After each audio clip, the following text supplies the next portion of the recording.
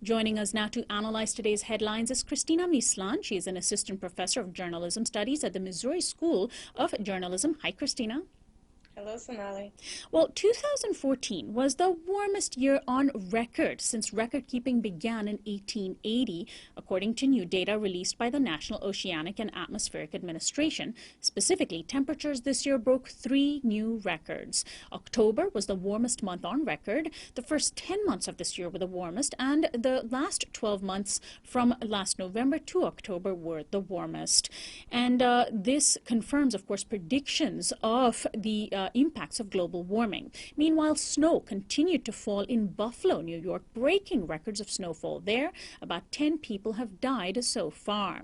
Extreme weather patterns like this are also wholly consistent with predictions of global warming. Cristina, do you think Americans are slowly waking up to the reality that we face now, that the impacts of global warming are being felt on a day-to-day basis?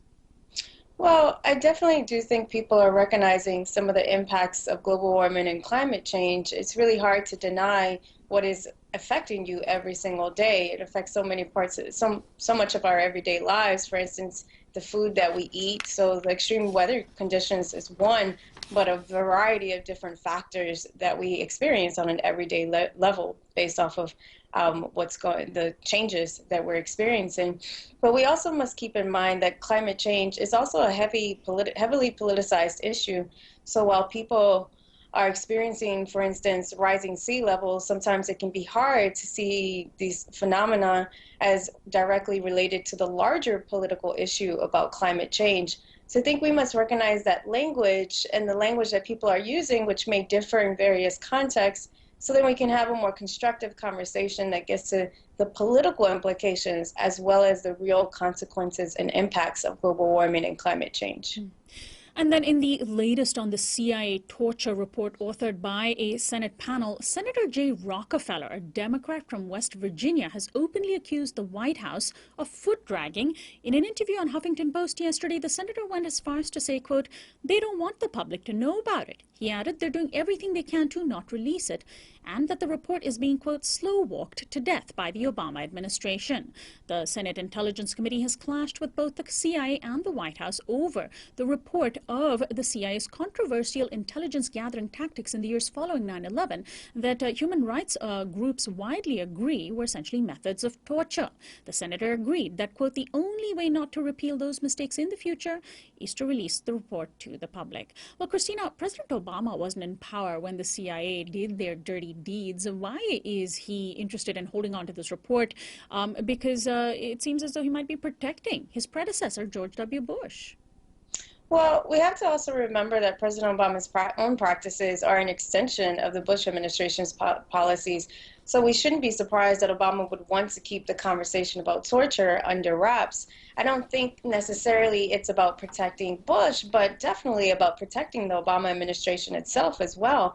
So I think there are two things going on here. On the one hand, there are implications about what the Obama administration wants the world to know about the realities of U.S. repressive practices, but also there are implications for U.S. foreign policy under the Obama administration. His ongoing perpetual warfare status is what is being protected here. We can see, for example, Jeremy Scahill's Dirty Wars, the documentary in the book, for evidence that the Obama administration has been allowing and continuing these torture practices and other war practices as well. And finally, the grand jury tasked with deciding whether or not to indict Officer Darren Wilson with charges relating to the shooting death of teenager Michael Brown is convening today on what might be its final meeting. The decision could come at any time over the next several days. In the meantime, Wilson himself is in talks with the Ferguson Police Department to negotiate his resignation from the force. Attorney General Eric Holder just issued a statement appealing to protesters saying, quote, "History has shown us that the most successful and enduring movements for change are those that adhere to non-violence and non-aggression. Impromptu protests take place in Ferguson with accompanying arrests over these last few days." Now, Cristina, why aren't people like Holder and other officials making appeals to the police rather than the protesters for calm? Do such calls for peace in the face of extreme brutality, do they sound insulting to you? Well, similar to the issue on torture, what we are seeing is the institution and the state wanting to protect itself. So we shouldn't be surprised that officials want to protect the police as we always see, the establishment protects itself, and that's the way it has operated. But also, what I want to point out is that what we're seeing is also the racial coding of protesters, right? Aren't they really saying that we should fear Black residents of Ferguson and the larger Black community as they're seen as violent and unlawful? So Right. yes, this is extremely insulting. What really is going on is the disregarding and delegitimizing of the real issue, which Right. is about the violence against vulnerable bodies in the U.S. by a militarized state police, which, by the way, it goes back to the issue of torture. I want to thank you so much, Cristina, for joining us as always. Thank you. Cristina Mislan is an assistant professor of journalism studies at the Missouri School of Journalism. This is Uprising. We'll be right back.